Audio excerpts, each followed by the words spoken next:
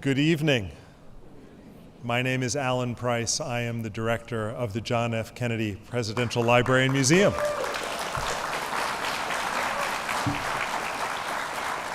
Before I do any of my remarks, I just have to do a quick survey. How many of you are here in this building for the very first time? Marvelous. Welcome. It is great to have you here.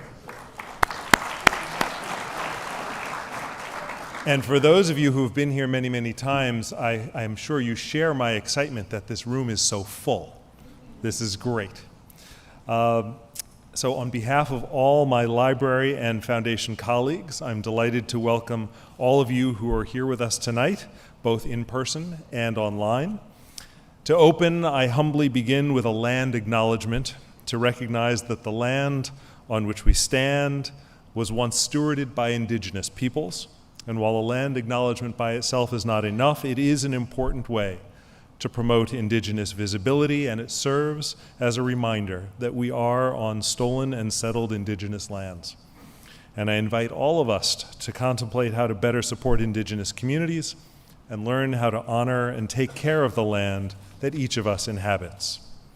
Tonight's program is presented as part of the Kennedy Library Forum series, and I'd like to acknowledge the generous support of our underwriters of the Kennedy Library Forums, lead sponsors Bank of America, the Lowell Institute, and CVS Health, as well as the Mass Cultural Council and our media sponsor, the Boston Globe. Tonight, we're fortunate to be joined by over 75 of our Library Foundation members. Give yourselves a hand.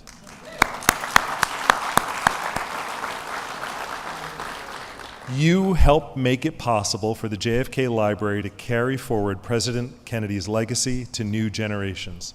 Thanks for being here with us tonight. We're grateful for your generosity and partnership. And if any of you are considering becoming a member, please speak with a member, or a staff member, or just join us. I would like to thank you in advance for silencing your cell phones. We look forward to a robust question and answer period this evening.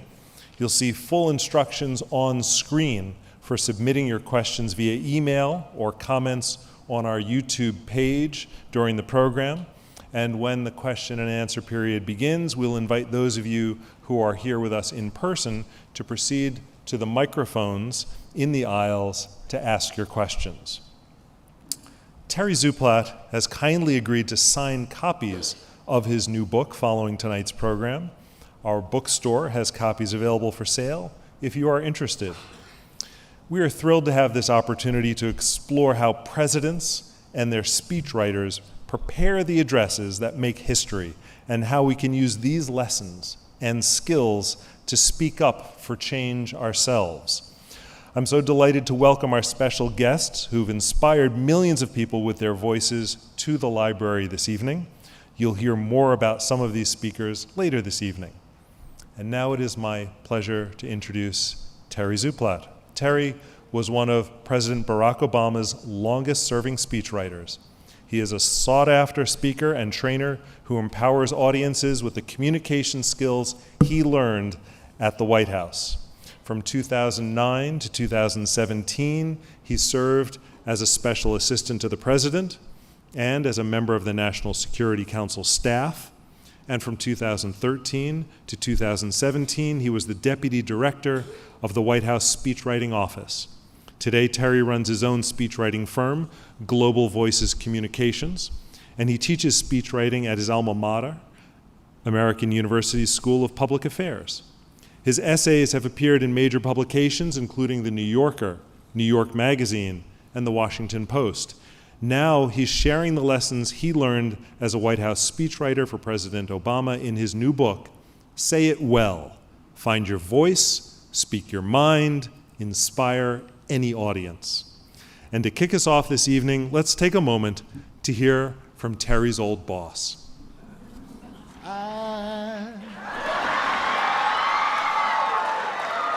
So in love with you. This is your victory.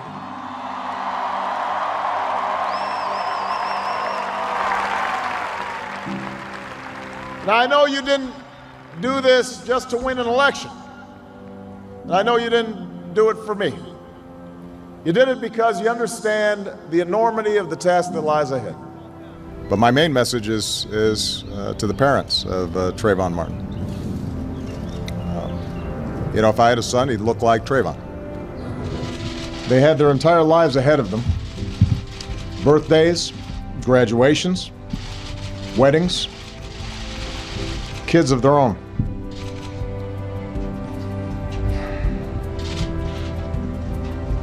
Among the fallen were also teachers, men and women who devoted their lives to helping our children fulfill their dreams. So our hearts are broken today. It's the idea held by generations of citizens who believe that America is a constant work in progress, who believe that loving this country requires more than singing its praises or avoiding uncomfortable truths. It requires the occasional disruption, the willingness to speak out for what is right, to shake up the status quo. That's America. Amazing grace, how sweet the sound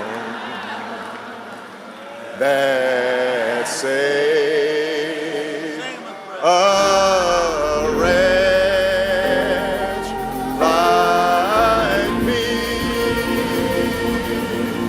Facts, evidence, reason, logic, an understanding of science. These are good things. These are qualities you want in people making policy. Black, white, Latino, Asian, Native American, young, old, gay, straight, men, women, folks with disabilities, all pledging allegiance under the same proud flag to this big, bold country that we love. That's what I see. That's the America I know. Obama out.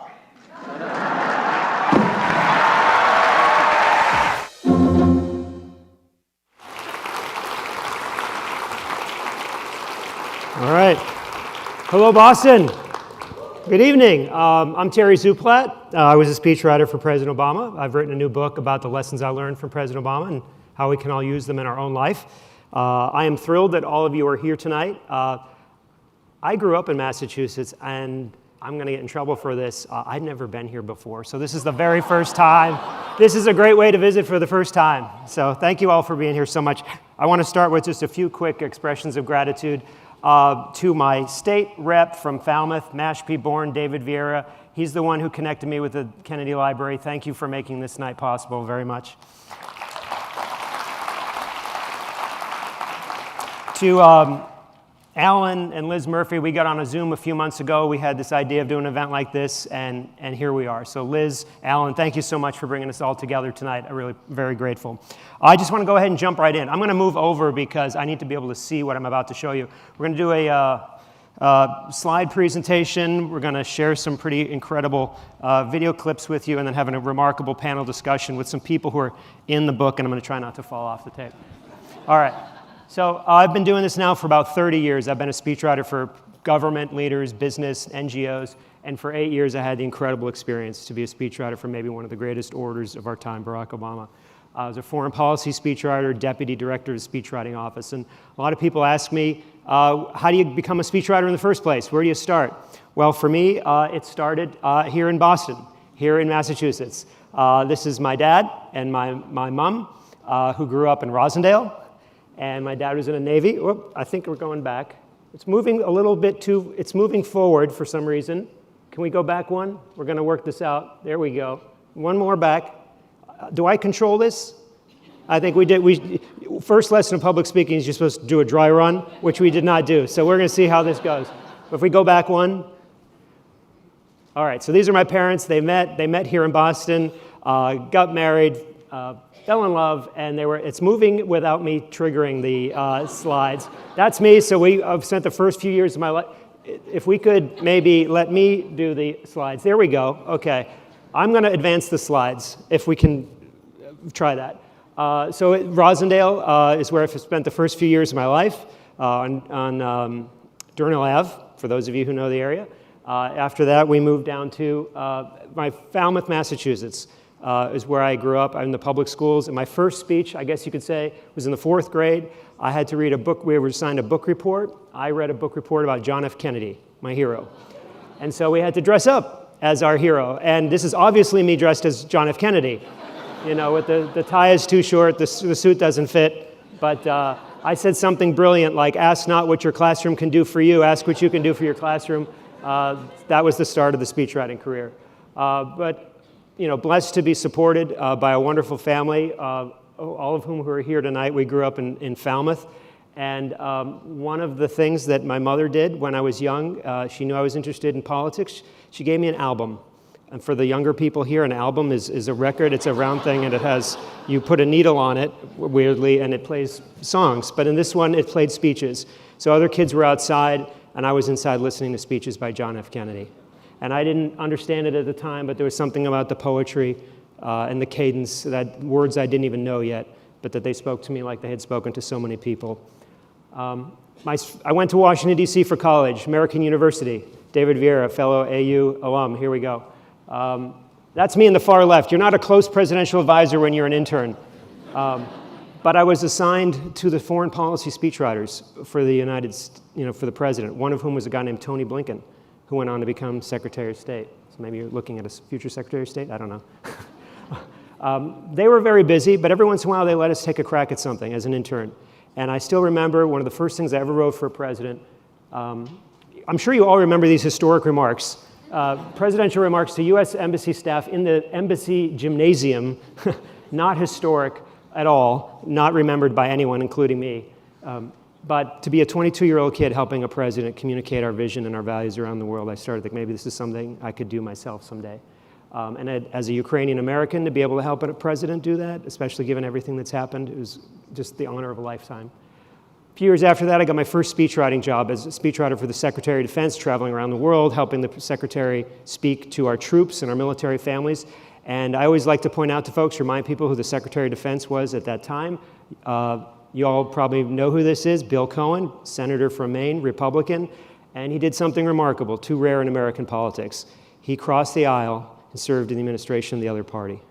And so this is me as a young Democrat, writing for a Republican, serving a Democratic president. Imagine that. That's what our country needs to be. People like Bill Cohen, who step up and put their country before their party. We need more of that. This is one of the early lessons I learned, and that's a lesson in the book too. A few years after that, I was a volunteer speechwriter at the Democratic Convention in Boston down the street, and word went around that the keynote speaker was pretty good, so we better be out there on the floor when he comes out. And we had never heard of him, but this is about where I was, and out comes this guy we'd never heard of, a state senator from Illinois named Barack Hussein Obama. And 16 minutes later, people are talking about him as a future president. And so I always tell folks, you know, whether you like him or didn't like him, like his policies or don't, if you can give a presentation and change the way the world sees you, your audience sees you in 16 minutes, that's a pretty powerful presentation. There's something to learn from that.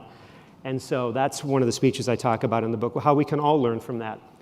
A few years later, I was back at the convention when that keynote speaker became the nominee. He went on to win. And a few months after that, I was invited to become a speechwriter at the White House. They made me take a test. The writing test was the most nerve-wracking week of my life.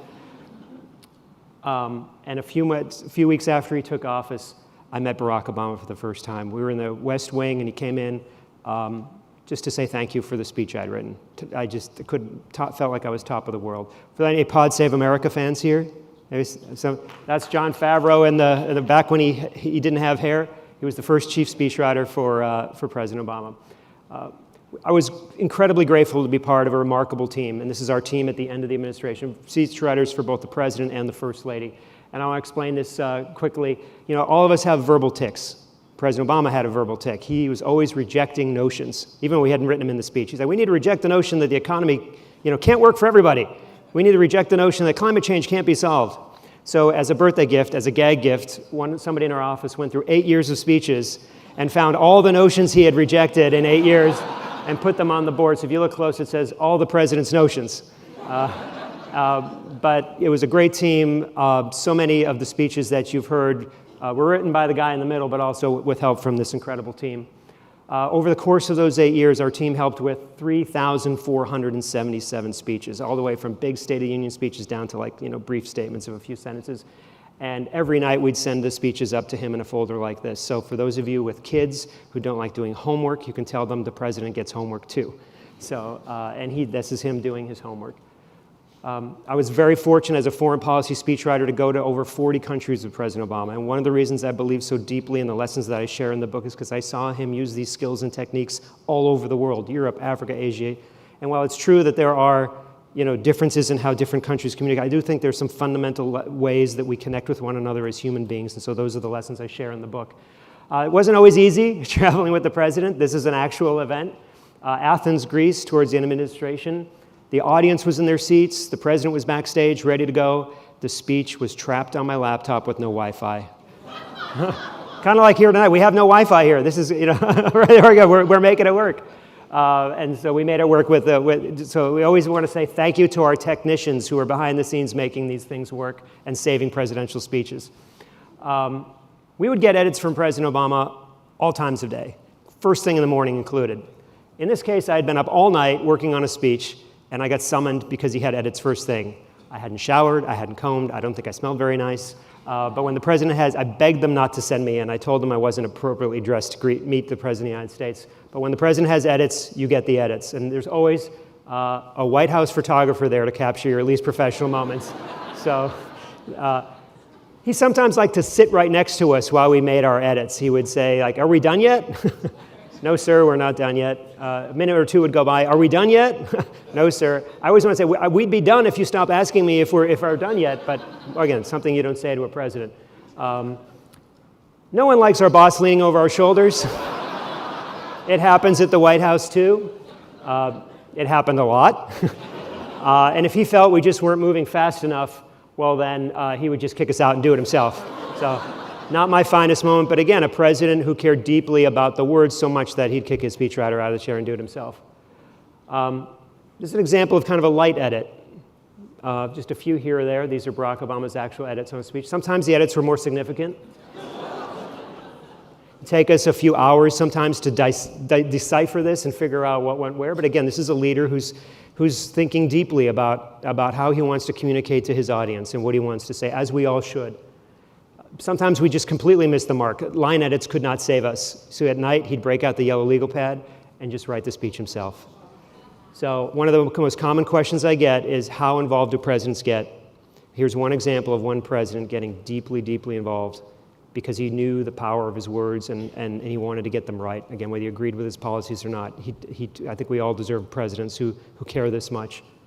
So one of the great privileges of my life was then to bring my family back to some members of my family back to the White House, including my parents who met and fell in love here in Boston. So thank you for being here tonight. All right. Okay, so to the book, How to Say It Well. I wrote this book because public speaking can be a scary thing for a lot of us. It's unnerving. It's been unnerving for me at times in my life.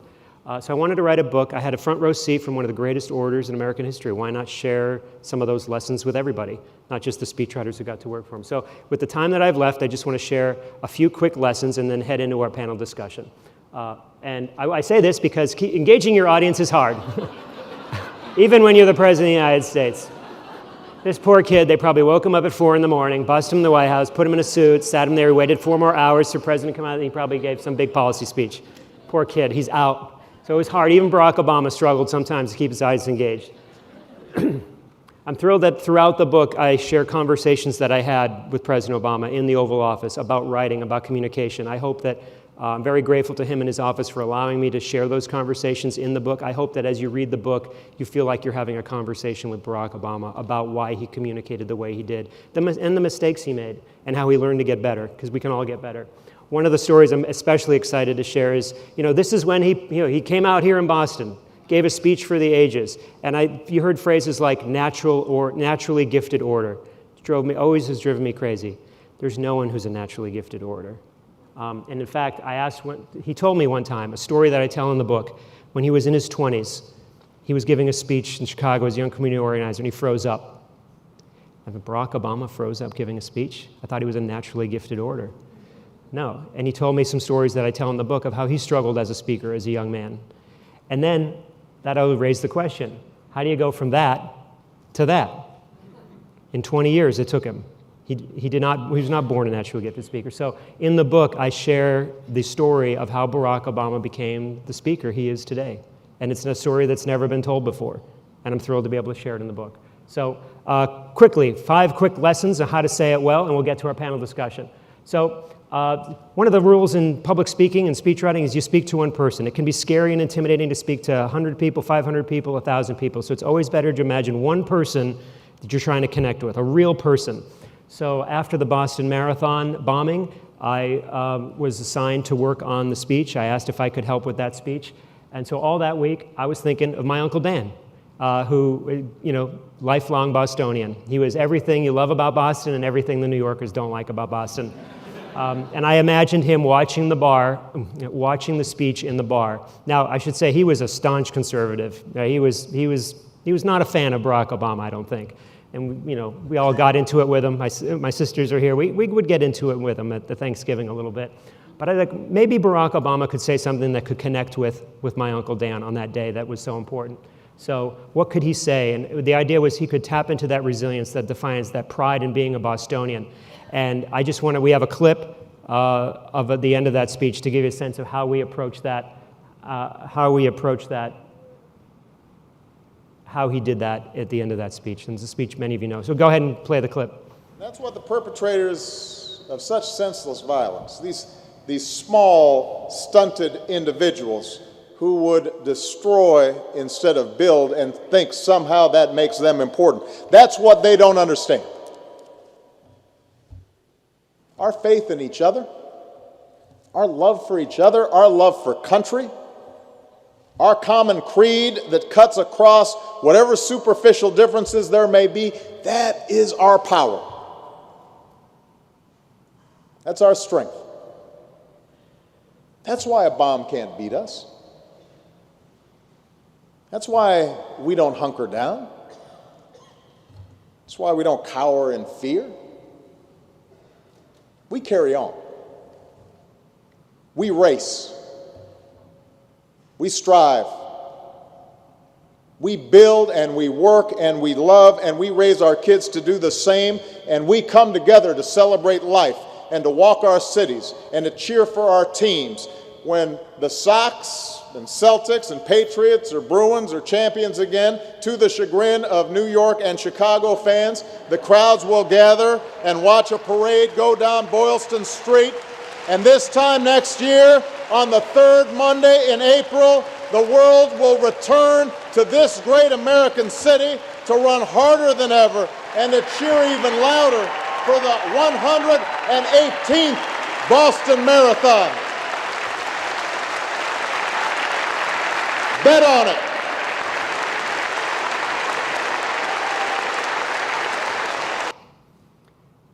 Whoop, here we go. I think we want to go. So that was a speech that really tapped into what great speeches do, the feeling, the mood of the audience and of this city. And later that day, I noticed there was a voicemail on my phone, and I listened. It was my Uncle Dan, who didn't call too much. And I could tell from the sounds in the back he had watched the speech in a bar, just like I had imagined. And in his thick Boston accent, he said something to the effect of, Terry, I just want you to know, we all watched the speech, and we all thought it was an excellent speech. And then he hung up. And that was about as good as it was ever going to get from him. That's about as much as he was ever going to praise Barack Obama. But that's the power when you speak and imagine. You don't always have to speak to 1,000 people. You can speak to one person. That's what great speakers do. So another key lesson, humor is a powerful way to connect with your audience. But I think a lot of people always get humor wrong. They want to tell a rabbi, a priest, and a minister walk into a bar. That's a terrible way to start a speech. I learned something from someone who gave a remarkable speech once. He taught me, your humor should have a point. And this is Zander Moricz, a high school student at the time in Florida, about the time that Florida was passing the so-called Don't Say Gay law, and the fears would really stifle expression and push kids back into the closet. And Zander, who is gay, became one of the leading opponents of it, of the law, speaking out. And he was also his class president, so he had to give the speech for commencement, for graduation. His principal called him in, said, we don't want you talking about any of that stuff. the law, your sexuality, your identity, who you are, being gay. He's in an incredible, difficult spot. He felt like he was being censored. What do you do? So he wanted to speak out, be true to who he was, but he said something really powerful. I interviewed him afterwards. He said, I didn't want to ruin the event for everybody else who had worked so hard. Think about that. He wanted to be true to himself, but he didn't want to create a spectacle. So what do? He came up with a very creative way to talk about his identity. And I'm going to play about a little bit of it. Why don't we watch the clip? Here's how Zander solved the problem. Of emergency. Hear me. We live in a state of emergency. We cannot allow the degradation of our communities, environments, and constitution to become socially acceptable just because we're witnessing these attacks daily. That needs to make us more shocked, not less. We need to react more each time, not less. If we let this become everyday life, then it will continue to happen every day. That is why I must discuss a very public part of my identity. This characteristic has probably become the first thing you think of when you think of me as a human being. As you know, I have curly hair.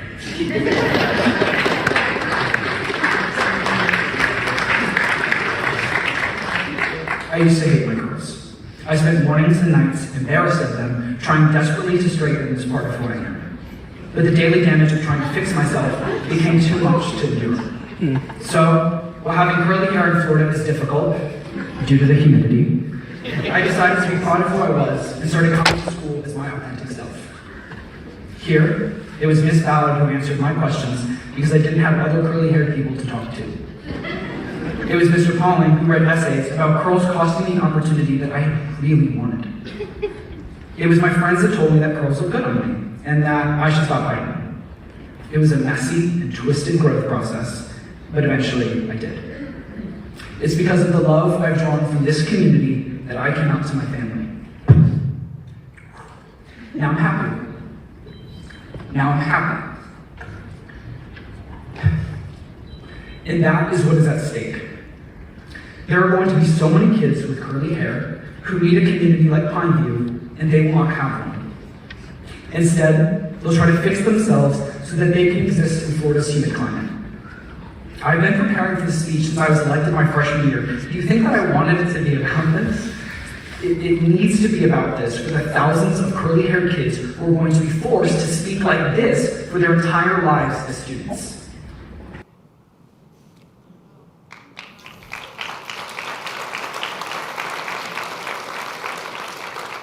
Zander Moricz is here tonight. Zander, welcome onto the stage.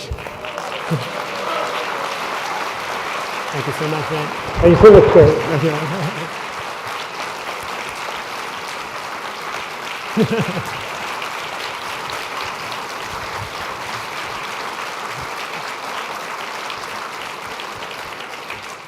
Another great lesson of great speakers is we appeal to people's values. How many of you have been at the Thanksgiving table in an argument and you just can't figure out why your crazy uncle doesn't see the world your way? Because people don't see the world the same way. And great speakers, great leaders really connect with their audiences around shared values. When Roe v. Wade this court struck down Roe v. Wade, that sent shockwaves through our country. And one of the places that it sent shockwaves through was Kansas, one of the most conservative states in America. And it just so happened that they had a referendum already planned on this question of whether or not to guarantee a constitutional right to reproductive freedom in the Constitution. And one of the leading advocates in that fight on behalf of reproductive freedom is Ashley All. And she led that effort. And can you imagine the odds in conservative Kansas to make your case? And they did something remarkable, which I think is a lesson to all of us. They spoke to Kansans in ways that would appeal most to Kansans. Which would be a very different campaign than we might wage in a place like, say, Massachusetts, right? And I want to play for you. They appeal to the language and the values of all Kansans, but especially conservative Kansans. And so I want to just play very quickly one of their campaign ads, and this is how they did it. They call it a constitutional amendment, The truth? It's a strict government mandate designed to interfere with private medical decisions, a slippery slope that could put more of your individual and personal rights at risk. The ballot language is confusing, but one thing is clear. Kansans don't want another government mandate. So on August 2nd, send a message. Say no to more government control. Vote no on changing the Constitution.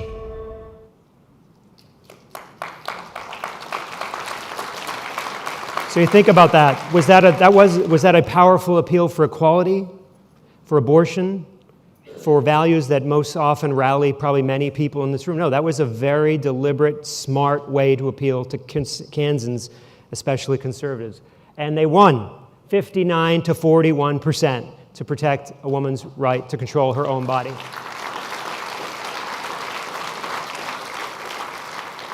And they won, and Ashley All is here tonight as well. Thank you, Ashley. Come on.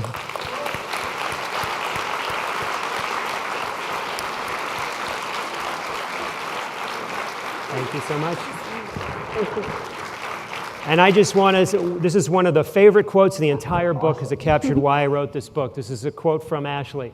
We can't just yell at people and demand that they agree with us. It doesn't work. It turns people off. Whatever the issue, we have to use language that brings people together around common ideals and values. It's the only way we'll make progress. It's absolutely beautiful.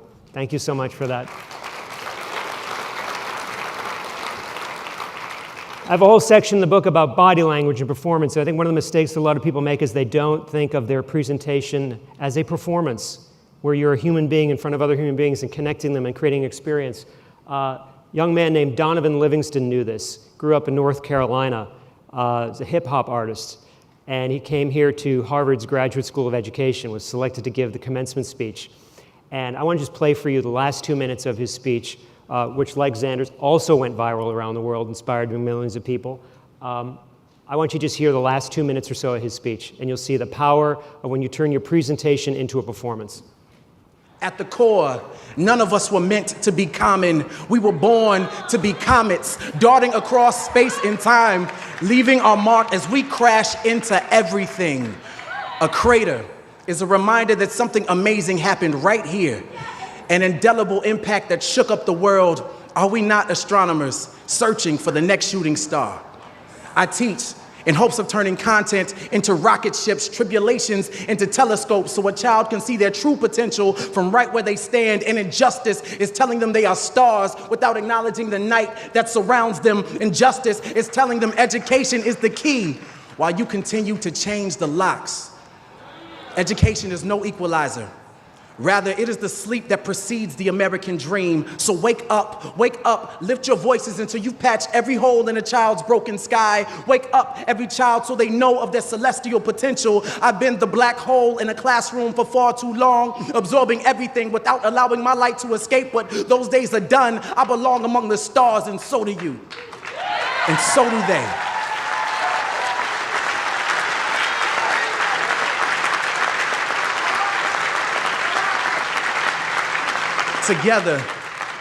Together, we can inspire galaxies of greatness for generations to come. So no, sky is not the limit. It is only the beginning. Lift off.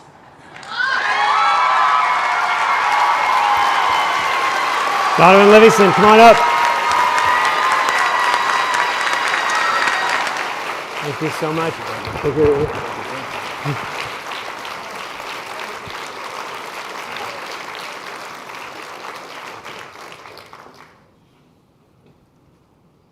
There's a final lesson I want to share with you tonight. Some of you may know who this is. This is a young man, a few years ago, was 13 years old, lived in New Hampshire. He was given a remarkable and terrifying opportunity. He was invited to speak at the Democratic Convention in 2020. Can you imagine? National television, millions of people. We'd all be nervous to do that. But Braden Harrington had another challenge to work through. He has a speech impediment. And he had to do some heavy thinking about whether this was something he wanted to do on national television. And at one point, as he was getting ready, he broke down, and he wasn't sure he could go on. And his mother said something beautiful to him that I include in the book. She said, "Braden, your imperfections are your gifts. Share your gifts." And it gave him the courage to keep trying and keep working, and he did it. And I want to play for you the 2-minute speech that 13-year-old Braden Harrington from New Hampshire gave on national television.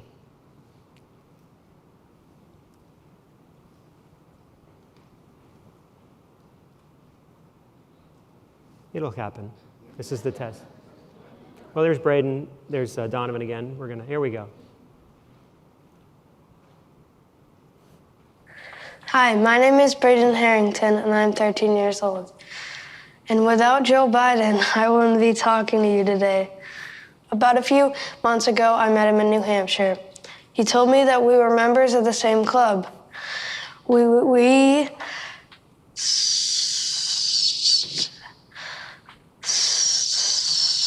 stutter. It was really amazing to hear that someone like me became vice president. He told me about a book of poems by Yeats he would read out loud to practice. He showed me how he marks his addresses to make them easier to say out loud. So I did the same thing today.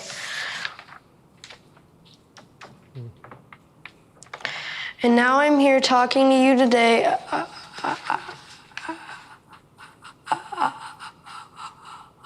about the future, about our future. My family often says when the world feels better before talking about something normal, like going to the movies. We all want the world to feel better. We need the world to feel better. I'm just a regular kid, and in a short amount of time, Joe Biden made me more confident about something that's bothered me my whole life. Joe Biden cared. Imagine what he could do for all of us. Kids like me are counting on you to elect someone we can all look up to. Someone who cares. Someone who will make our country and the world feel better. We're counting on you to elect Joe Biden.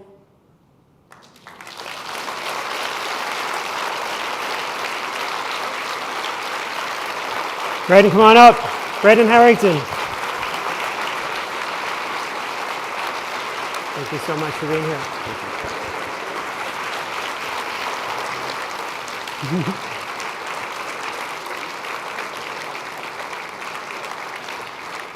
He wrote a book too. Braden Speaks Up. You can buy it. It's on Amazon. We're gonna drive some sales tonight. How about that? So I share these clips. I wanted them all here tonight because they just embody some of the core lessons in the book, right?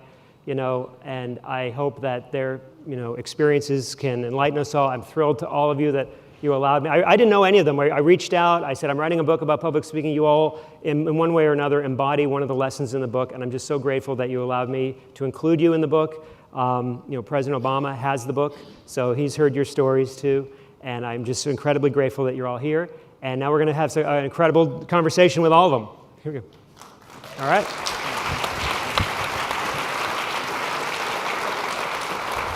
All right. I get to be the moderator here. So the way this is going to be kind of like lightning round, rapid, and then we're going to leave some time for Q&A because I have a feeling this audience probably has a lot of questions for all of you too. So we're going to kind of go down the line real quick each time. When you found out that you either had to speak or to wage this campaign in the wake of the court's decision, were you nervous? The moment you found out? I mean, a lot of people here, are nervous about public speaking. It's scary. Were you afraid? Just to go down the line. You want to start, Zander? Yeah, for sure. Hey, y'all. Thank you for being here today. This book is awesome, and if you haven't bought it, you should buy it. There you go. Right? I got it. I know how to speak.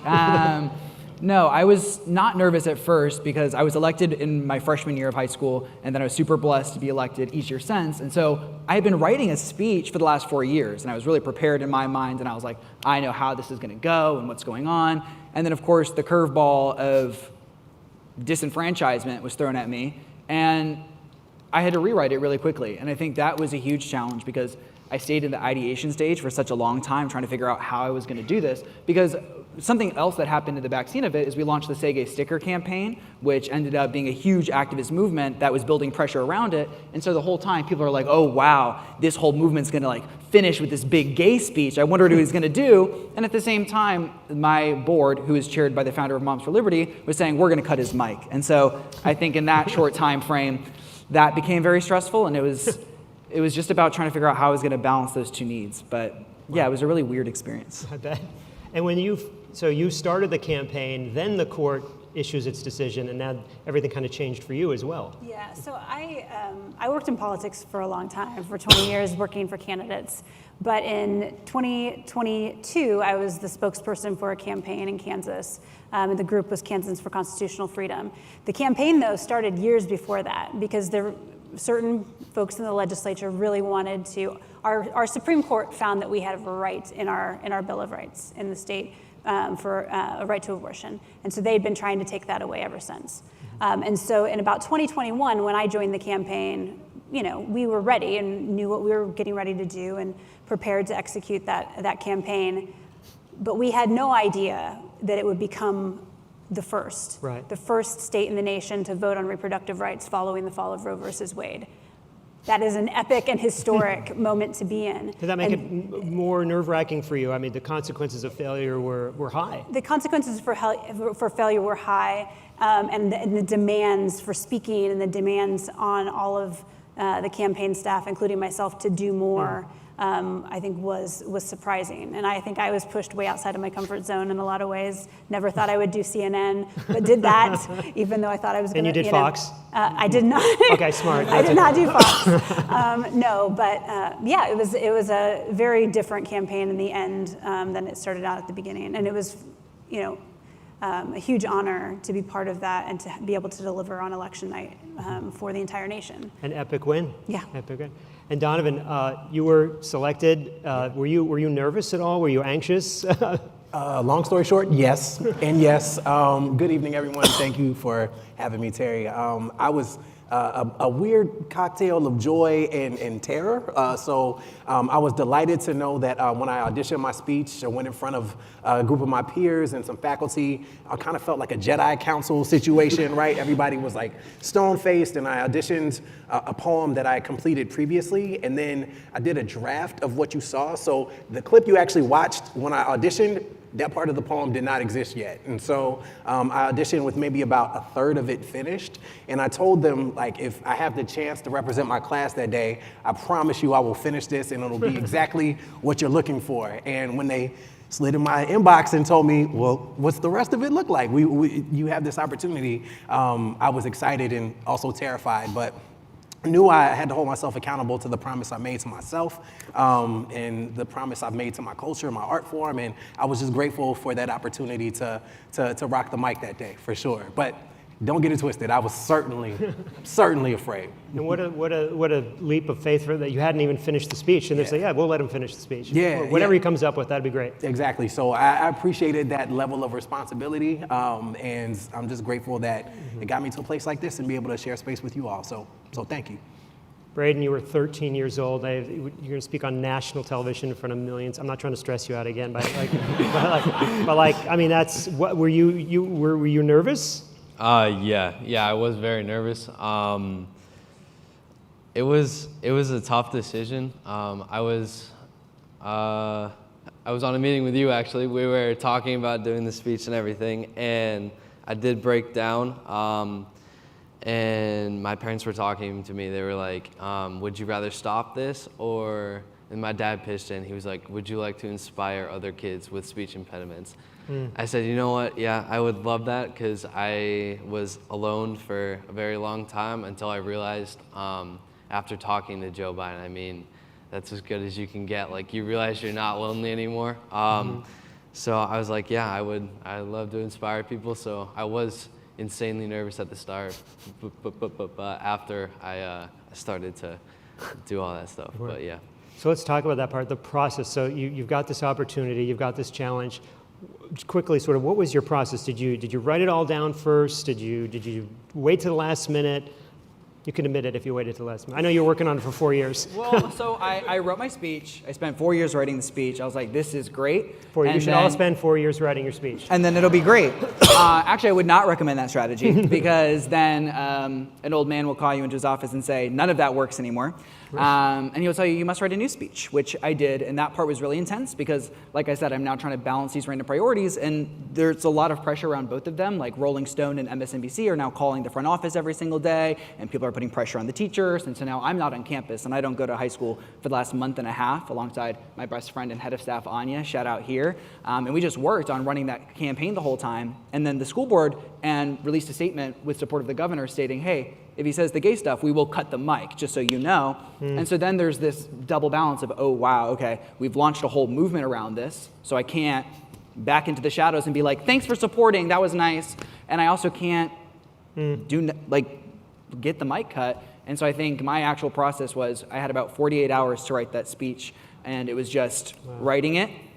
I called my lawyer, Roberta Kaplan, showed it to Anya. How many high school graduation speakers have to call their lawyer before? I was like, will this be cool on national news? And she's like, this is fine. And then I call my mom. We go over it. She's like, I approve. I'm like, that's what counts. And I submit it, and we just had the 48 hours, so the administration was also stressed to get it in. And something that's really sweet that never really catches the story is that the vice principal actually responded, Zander, you're good to go. We love you and your curly hair, which I thought was a really sweet moment because it shows that the goal of the legislation was not to help evil people do evil things. It was to weaponize really good administrators and really good teachers against their students out of fear.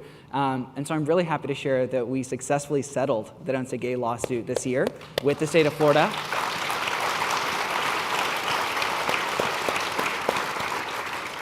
And so now students, teachers, parents can say gay in the classroom. They can read books about being gay. They can write about being gay. And while that is just the basics, it counts.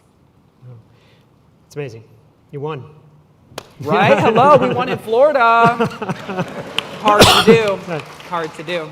So I want to ask you, for your preparation was putting together ads like that we played. I think it's genius. I'm so grateful you allowed me to tell the story in the book because I think if we all communicated this way, we actually might, there might be a lot more wins like this. So can you just quickly walk us through your thought process about, you basically took the language of like the anti-maskers, turned it upside down, and gave it back to them wrapped in this Right. So I want to be clear, I was one of many people on this campaign that worked very, very hard. But the first step in that was research. And we had to understand your audience.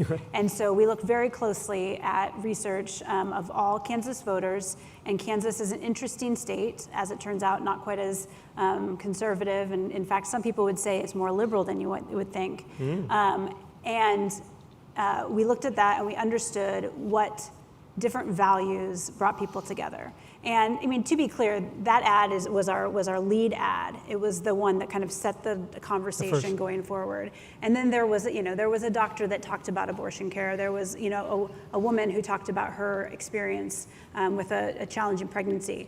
And so we did build into a much more robust conversation about reproductive health care.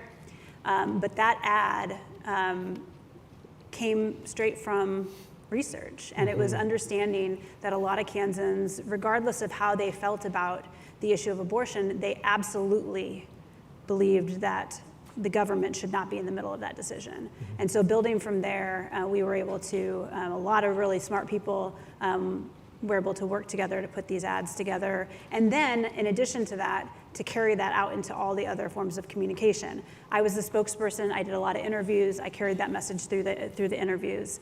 We also had a lot of organizers on the ground in different communities, tiny rural communities, all the way to urban centers.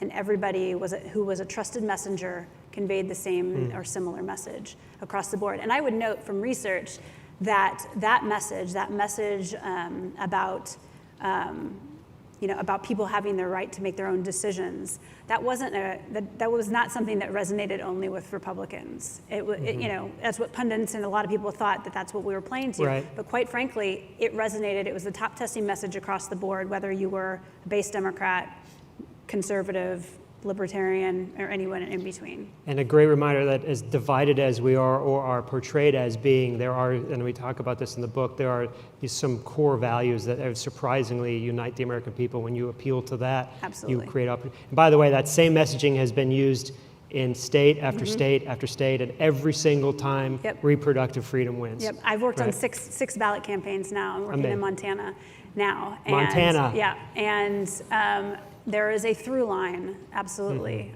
in that messaging and in those values. Which is why there are certain people in certain states doing everything they can to stop these referendums from happening. Yeah. Thank you so much. That's amazing.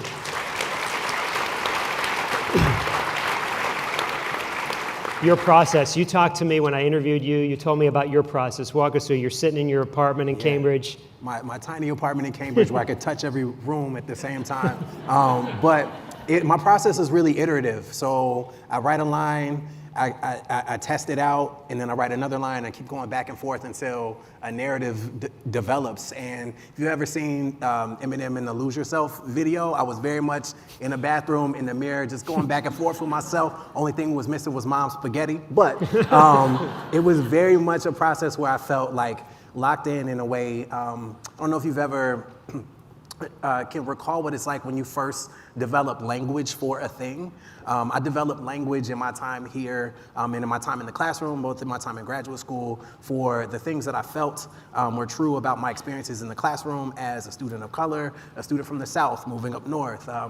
Just really I was thinking critically about what does it mean to be different in a space, and what does it mean to perform an art form, a cultural art form on a stage where you typically don't see it. And so for me, it was in part writing the actual poem itself, but also giving my audience sort of rules for engaging with me in the speech in the moment. Right. So you see the full clip, I give folks a set of instructions basically for. You've got to watch this speech. Best 5 minutes of your week. Donovan Livingston speech. Just Google it. So thank you, Plug that. brother. He wrote a book too. So we're going to sell a lot of books tonight. Let's get it. But essentially, I wanted folks to be in it with me. And so that required me to sort of set the tone. Zander and I, we share this. I also was class president in high school, and I was developing my skills as a poet and an MC.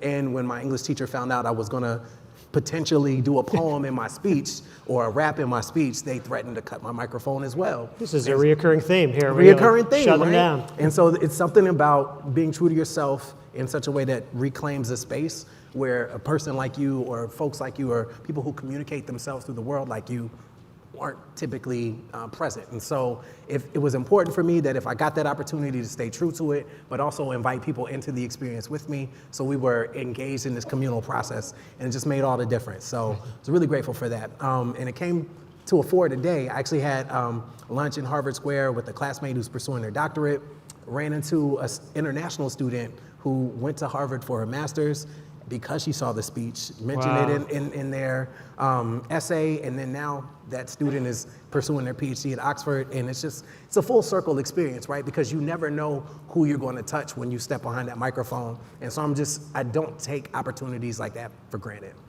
Amazing.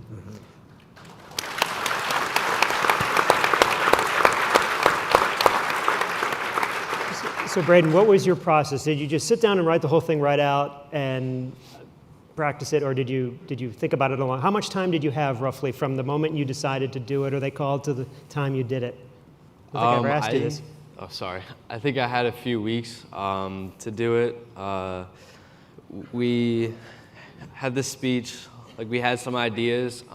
We incorporated some stronger vocab than I would have in 8th grade, but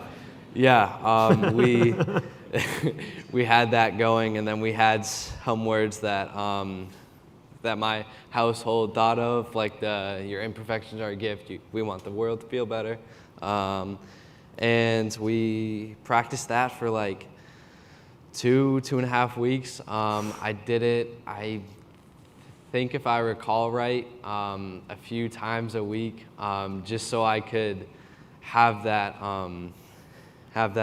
able to be confident, we had a lot of time to practice it. And you mentioned a line about your sister helped with a line. How old was she at the time? Oh, 20. So She's little. I want to say 6 years old. She's 6 years old, and she 6 gave years old. she suggested a line for your speech, and you included it. Do you remember the line? Yeah. We want the world to feel better. We need the world to feel better. 6-year-old speech writer. There you go.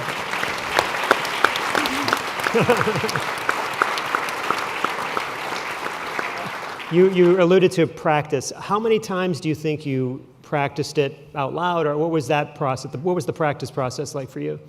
There was Because this is important. You got to practice. And I definitely recommend practicing more than I was able to for this situation. Between the email confirmation that you're allowed to say the speech and the graduation, there was like 2 days. And so it was just rapid fire into a mirror, then rapid fire to different people. And everyone had different notes. And so it was pause here, emphasize here. And then eventually I'm practicing on the car right over there. And we're just practicing during the ceremony. The whole graduation, I'm standing outside practicing.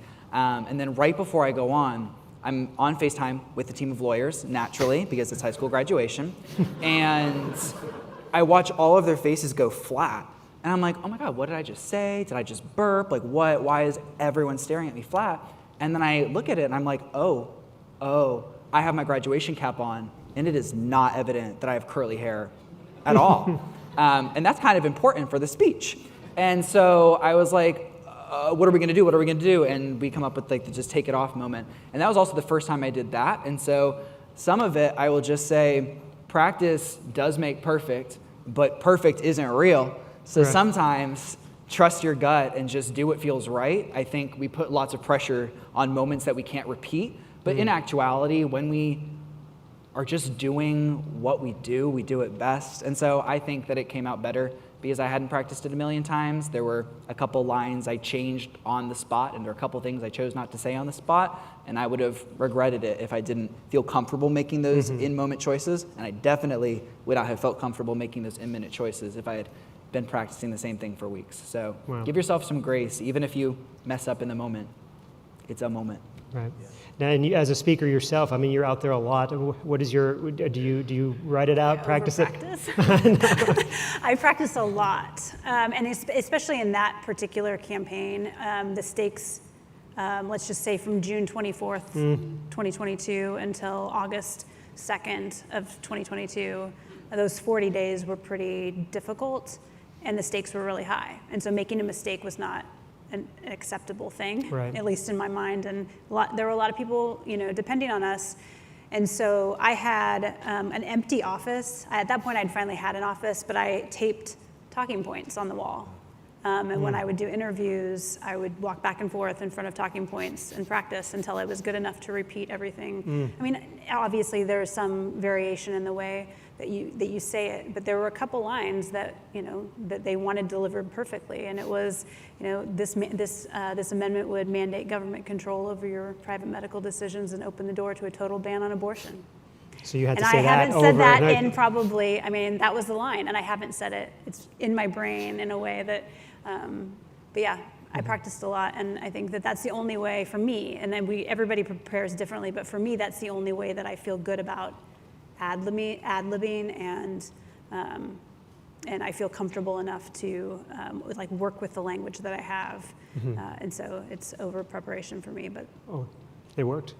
Thank you. And you told me you practiced it over 100 times, maybe? That might be underselling it too, Terry. But to your point, Ashley, I feel seen right now because I too tape my poem and speeches up. I'm not crazy. This is what good speakers do. This is quite affirming. So thank y'all for making me feel at home. But similarly, it's a process of not just memorizing, but internalizing the thing. So I'd often record a voice note to myself, pop it in my headphones or AirPods, sometimes fall asleep to it, really just wanting the speech to be an extension of yourself and your story in a way that feels natural almost when the lights actually go on. And funny enough, later that summer of 2016, I was fortunate enough to get invited to help at the Children's Defense Fund training for folks that were going off to do freedom schools across the country. And I had a chance to be on the same stage as Nikki Giovanni, and I'm sitting here with my speech, like just fumbling through my papers, and like she was like, "Baby,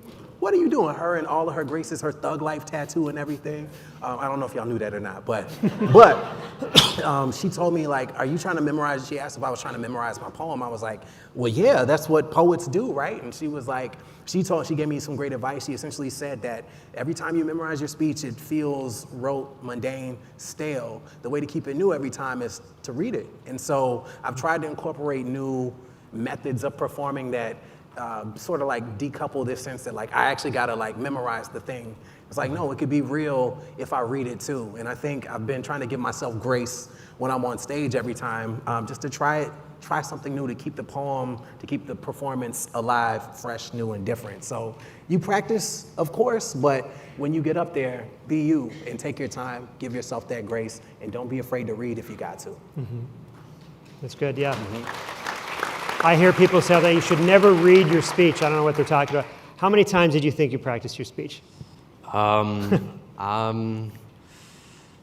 I would say a few. I don't really recall it. I would say enough though. Enough so I'm like. It was enough. Yeah, enough so I know that I will have a couple bumps in the road, but at the same time, I want to be my authentic self. Just like you said, I want to be my authentic self. I don't want to be I didn't want to talk with no bumps.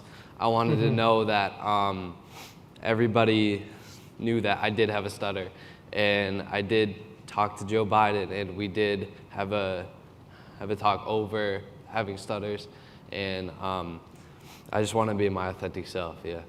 Amazing. Last question, we'll get to Q&A because I think they probably have a lot of questions for you guys. Your life, I think, how has your life changed as a result of, sort of very quickly, each of you, how's your life changed because of that speech? You went viral. Your win was seen around the world. You went viral. We have a lot of viral superstars here today. How did that change for you? Did it create new opportunities for you?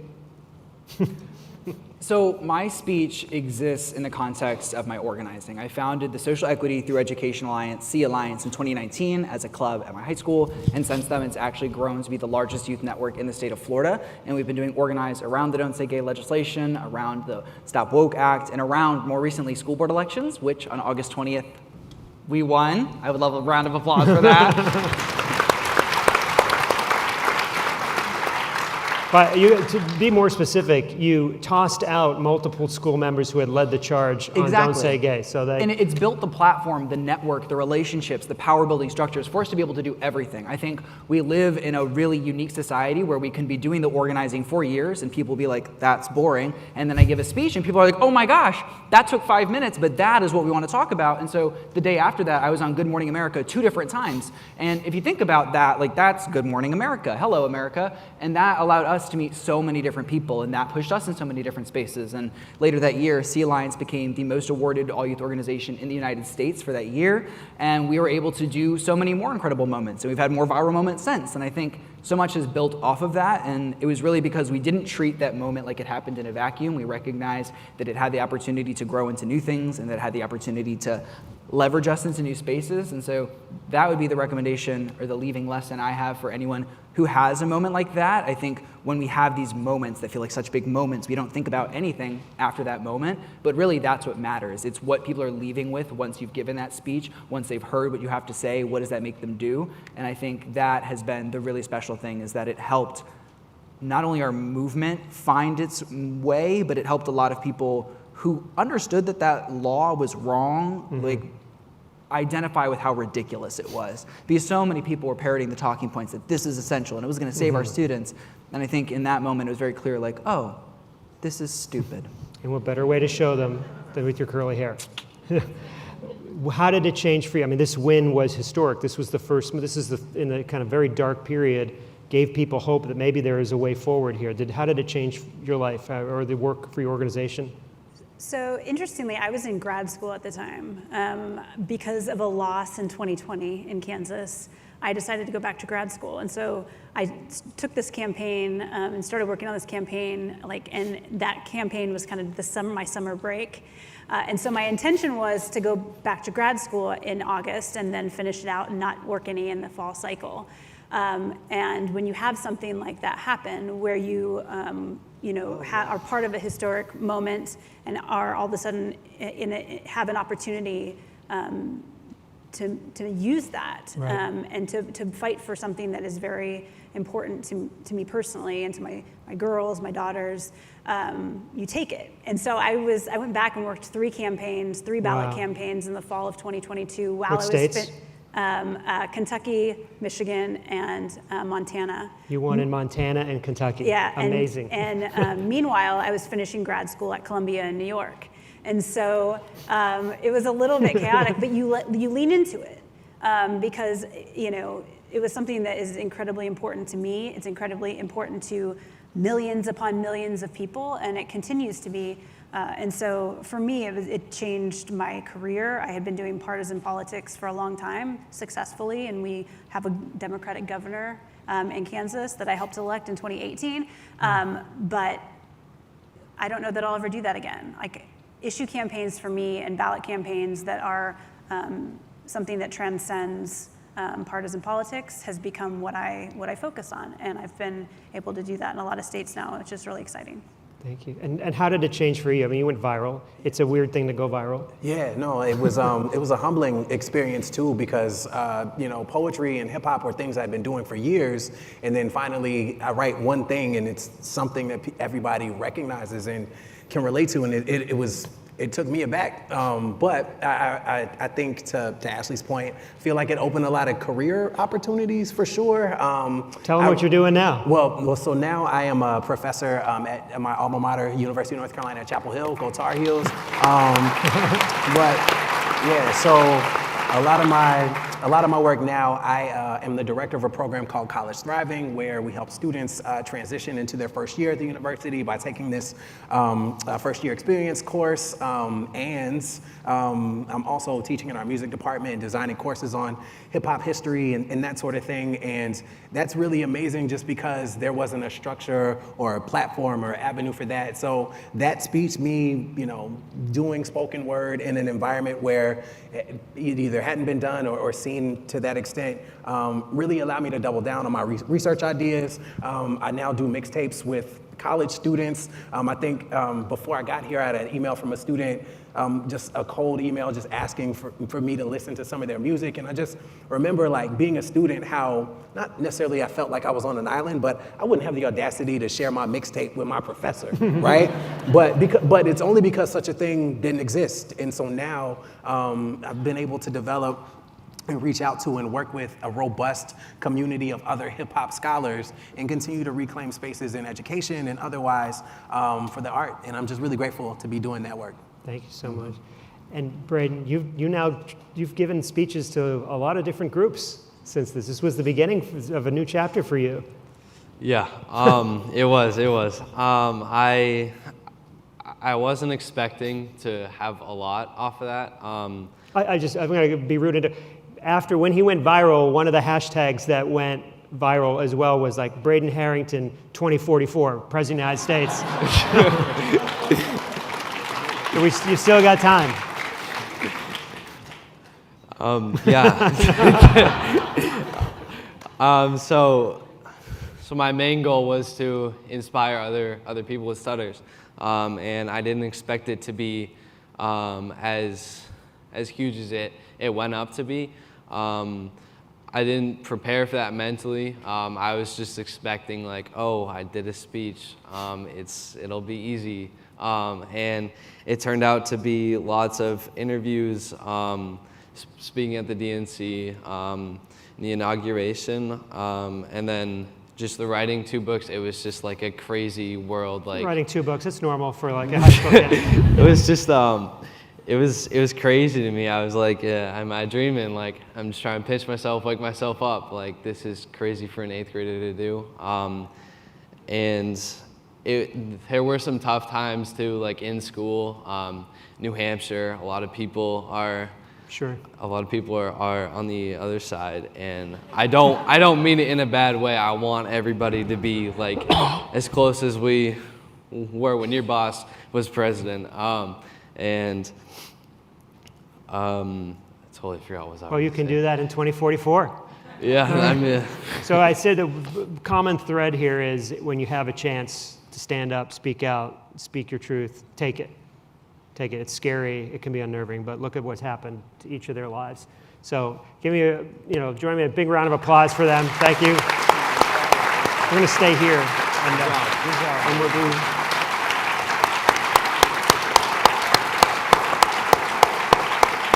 I think we have time for some questions. So I think there are some mics up here. Hopefully, I think we'll probably wrap it up at no later than 8:30. So we'll do as many as we can in that time. Yes, sir. I don't usually do this, but I'm going to grab the first question. Oh, right. He runs the place. He can do that. As you may or may not know, President Kennedy's favorite virtue was courage. And I believe we all see you as profiles in courage. And I'm curious, particularly political courage, I'm curious if you have any advice for us as an institution as we embark on the mission of trying to develop courage in the nation and in the world. Ooh, 4 profiles in courage. I think that's true. Any advice for the institution? Ashley, do you want to? I mean, I would say don't be afraid to take positions on issues that may not seem particularly popular. As we've seen, we are now, I'm trying to think what our record is on reproductive rights ballot campaigns in this country, and I think we're 7 for 7. Yeah. I think 7 for 7. And there's 10 more on the ballot this cycle. If you would have asked me, now we were in the kind of vulnerable position of being the first, and so we didn't really know where people were going to land. But ultimately, we found that far more people support women having the right to make their own decisions about their bodies than don't. But in the beginning, people were a little nervous about that and and taking positions publicly about it. And so, I mean, obviously go through the process of talking through it with all the people that you need to, but don't be afraid. And because again, people share a lot more in common, even at a time of very divided time in our country. People share a lot more than they don't. Than they have more in common than we tend to think. But so it takes courage to then have that willingness to speak up, even on issues that may be unpopular at the time. I have a really tangible request, which would be we work a lot with our local libraries, shout out local libraries and librarians.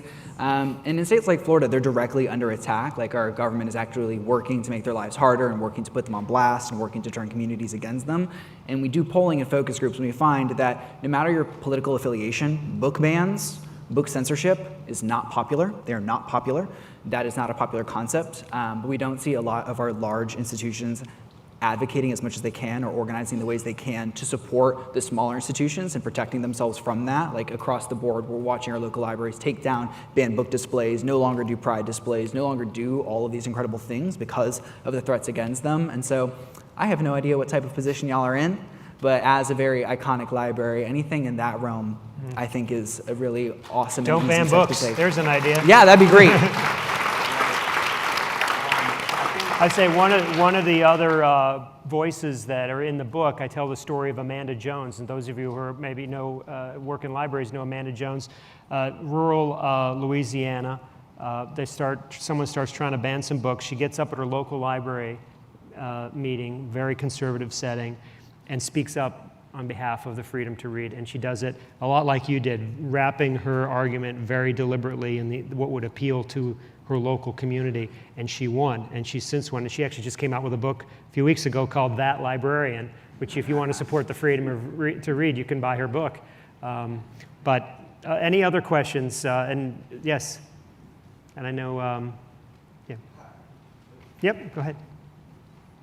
My main question's for you, Terry, and I love all that you guys are doing in the world. I'm really liberal, so thank you for helping with that. But did you ever help? There's been some historic moments in presidential debates, both recently and when it first started with President Kennedy and Nixon. So my question for you is, there's been a few jabs and jabs is the main word for it. And I remember the debate between Mitt Romney and President Obama. And I was just wondering, because there was one thing, they were talking, I believe, the defense on the eastern seaboard of the United States. And there was a little jab from President Obama, which I thought was great, about Governor, there is less horses in bayonets. So I am wondering if you had anything to do, if anyone in the office had anything to do with the debates and the quotes said during them. So I did not personally ever help President Obama prepare for a debate, but our chief speechwriter in the beginning, John Favreau, Pod Save America, definitely helped him. He was part of the team. And it's interesting, you bring up debates. I've been on the news a lot, kind of analyzing the debates. You know, every campaign, good way to think about it, everyone does focus on the little jabs and the little moments and what goes viral, and everyone makes everybody happy. But when you think about it, debates rarely change an election. That's changed recently. I mean, most of the time you go through history, if you look at the polls through the campaign, you'd be hard-pressed to know where the debate was. Things kind of get settled. Now, obviously, the first presidential debate this year was consequential.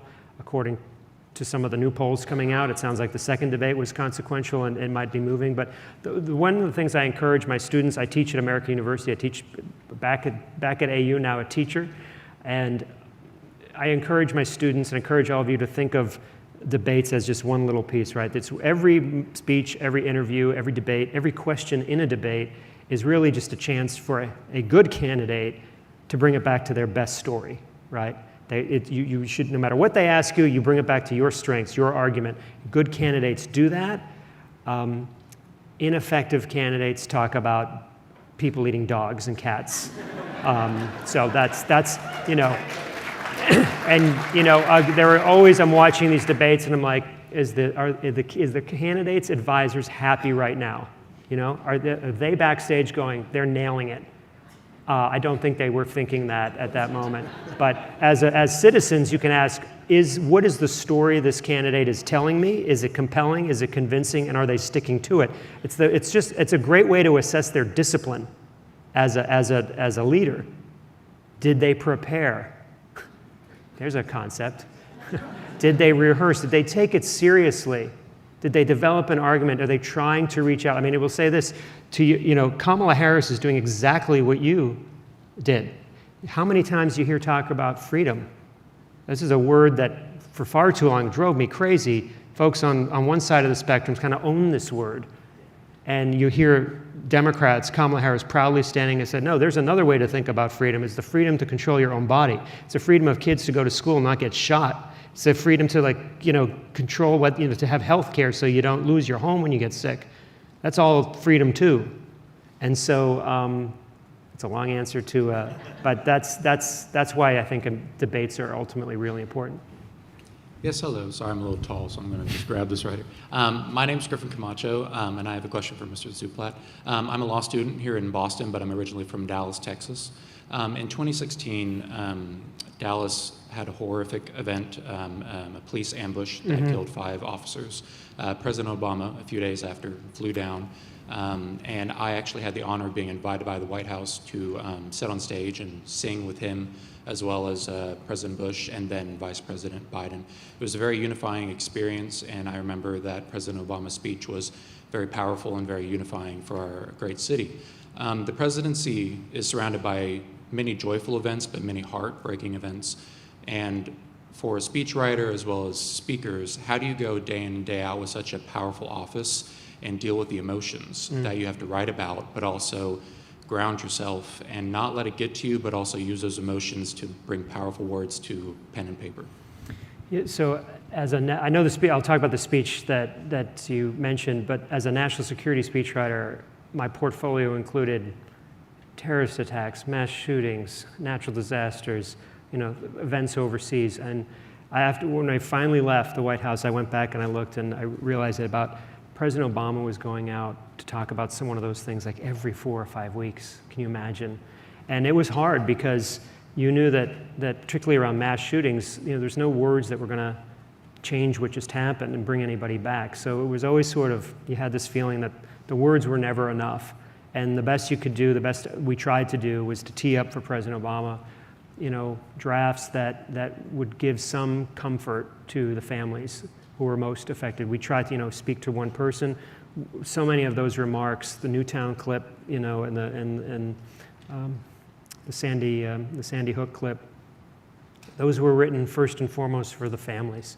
They were the primary audience. If the rest of the country felt moved, so be it. But we were trying to write things for them. And it was exhausting. And I can't imagine being a president of the United States every 4 weeks, 5 weeks, having to go into a room of parents who've just lost their children. Another great reminder of the qualities you ought to seek in a leader that we as a country. But just quickly, that speech that you mentioned, here, the President Obama had to go down and honor police officers who were ambushed and killed in a moment when there were, also unarmed African Americans being gunned down by law enforcement, and to have to go into that city in that moment in the country and speak to kind of both communities who were hurting. I think it's one of his best, most overlooked speeches of his entire presidency, because he spoke so powerfully to both communities in a way that they were actually both feeling the same thing. So I think it's a great example of thinking deeply again about the values of your audience and what they need to hear in the moment. Yes, and then. Hi, so I am the representative for the online community today, and I have 3 questions for you, if I can read them in a row and then have you respond. Could you ask your guests on the influence of Ted Sorensen on presidential speechwriters? Was he the gold standard? What was President Obama's practice strategy? And how do you incorporate knowledge of a foreign country's local history and culture when writing the president's speeches for international audiences? Thank you. So Ted Sorensen's influence on speech, he's the man. There's nobody better. It's who we all strove to be. I was incredibly fortunate. I actually met Ted Sorensen once. I was at the 2004 convention. We're in this basement room banging away speeches for days. We got a knock on the door, and this man poked his head in, and it's Ted Sorensen. And he's in his 70s by that point, but he still had that sort of gleam in his eye. And for us, young speechwriters in our 20s, this is like meeting Babe Ruth. We lost our minds, It was great. And so we're like, rush him, we mobbed him, and, there's no picture of it. It kills me to this day, there's no picture of this. But, pardon me. He told us a story that I love sharing in my workshops. I'll just share it with you very quickly. That he used that moment to teach us. He told us a story about there was a fish shop, and they had a sign on the outside of the door, and it said, "Fresh fish on sale here today." And he asked us, Ted Sorensen said, could you get rid of one word on that sign without losing the meaning of that sign? So we're all like throwing out our ideas and having a great time. We're collaborating with Ted Sorensen. We think we're collaborating with Ted Sorensen. He didn't think we're. And so, he said, yeah, you could take the word fresh out. Fish on sale here today. And he said, what about 2 words? We said, oh yeah, you could say, take out the word today, fresh fish on sale. It still has the same meaning. And we're going this, and he finally puts up his hand with a smile, and he says, there's only one essential word on that sign, fish. And of course, we were all, humbled by the master. But it's a great reminder to be, when we give speeches of any kind, when we give a presentation, people think more is more. No, less is more. Usually, what I always tell people is, you've written your speech down, go for fewer pages, fewer paragraphs, fewer lines, fewer words, shorter words, fewer syllables. Sometimes it's just fish. You can say everything you need to know in a really tight space. So that was like Ted Sorensen's lesson to all of us. The second one was, someone's going to have to remind me what the second one was. Obama's practice strategy. Obama's practice. I asked him once, how'd you get better? It's in the book. And he looked at me and goes, I practiced. Like I was an idiot. Like how else do you get better? So yeah, particularly as a young man, he practiced a lot. People forget, pardon me. he didn't practice every speech all the time. He just doesn't have time as a president. But for the big ones, State of the Union, they'd set up a podium, a teleprompter in the White House, and he would practice. And he would stand there, and I wasn't part of these sessions, thank God, because I don't think he enjoyed them, because the staff would sit around and nitpick every line, how he delivered it. And, but he did, he practiced, even as president, he practiced. And then third, incorporating local history into foreign trips. This is one of the things I loved about my job, to be able to go to 40 countries. I'd always joke, there might be White House staff running around with their hair on fire, and I'm sitting at my desk reading Indonesian poetry. Because the president's going to Indonesia next week. We need to connect with the Indonesian people around their shared values and culture. So we worked really hard with our embassy teams, with policy experts. We'd reach out to, we're hosting a Japanese prime minister. We'd reach out to the world's most renowned expert on haiku. Say, will you help us write a haiku for the President of the United States to deliver at the state dinner? So, and fortunately, when you're called from the White House, most people answer your phone. So it's a great thing. But yeah, we found, again, ways to connect with people. Kind of like what he did with my Uncle Dan. He found a way outside of politics to connect with someone around the things that they loved. So, and it's something we can all do, in our presentations. We can all do these things. That's why I wrote the book. I'm not seeing anybody else at the microphone, so it's probably a great place to wrap up. I just want to thank you all for being here. Or was there one more person? Okay, we got one more. Pardon me. Little story I have. I waited hours outside that church, the cathedral, to get into that thing department. I waited hours. I got up to the top, the door was closed. It ended up better. I ended up in the gymnasium of the school, and they all came into the gymnasium. That's right. And that, a great reminder, presentations of speeches, and I think you all know this, it's not just words on paper, right? It's an experience. It's a communal experience that you can create when you're good at it and when you care about it. You can create an experience. I know each of you have created experiences for your audience. You're doing it again here tonight. So thank you for sharing that. And then we'll do one last question here. Good evening. You all are very eloquent in speaking.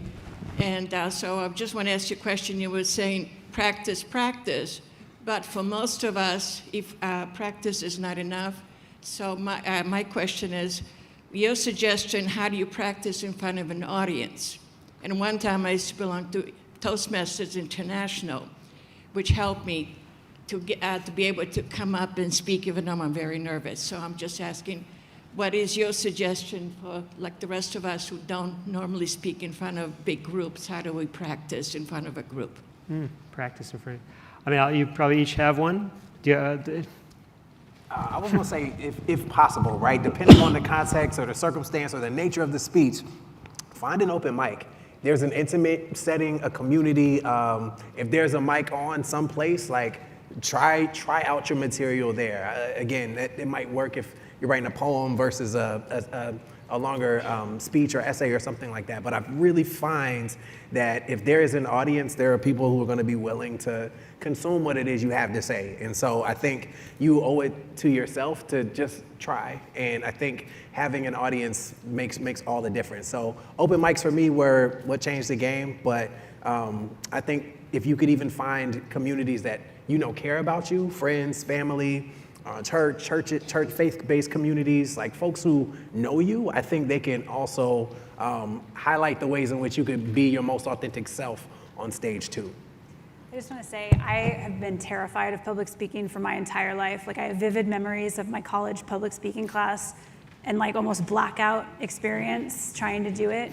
And so this was a real growth experience for me. And what it really comes down to is exposure therapy. It is do little bits of it in safe environments. So obviously this does not feel particularly safe, but do it in a little group of, with a little group of 5 people that know you, and then do it in maybe 5 people that don't know you. And every time you do it, it will get easier over time until you are able to do it in bigger spaces. But for me, that was the key. It was if you don't do the interview, and then the next interview won't be so bad. And then you just keep doing it until it's second nature, almost. Some lessons from the experts. Thank you so much for joining us tonight. This is amazing. That's so cool. Thank you so much. I know you people are A couple of things, audience. A couple of things. First, again, a round of applause for our terrific team here. And Terry, and be sure to buy the book and get it. They're going to get situated so he can sign autographs. I want to remind people, and if you haven't seen it, I encourage you to take a look in our exhibits. We have on display the report card where President Kennedy, as a young man, gets a C- in public speaking. He practiced, he practiced, he practiced. He wasn't always as polished as the person that you're used to seeing in the debates and in other speeches.